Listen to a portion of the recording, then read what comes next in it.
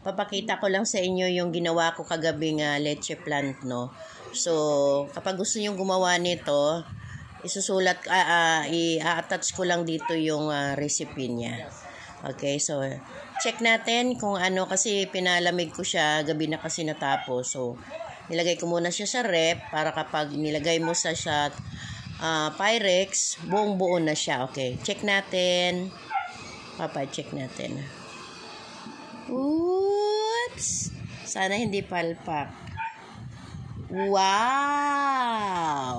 Diba?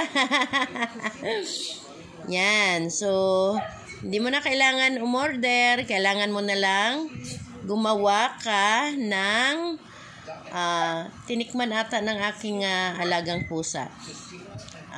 Ni Mau. Ayan, guys. Next time, kapag nagluto ako, ituturo ko na sa inyo kung paano siya step by step. Okay? As of now, ito muna yung recipe ko na ginawa. Yung mga the rest, ituturo ko din sa inyo. Okay? Medyo mahilig talaga ako kasi nag-aral ako ng bread and pastries. Yan, mahilig talaga ako magluto-luto. Okay, thank you so much. Please watch this video and please don't skip the ads. Thank you.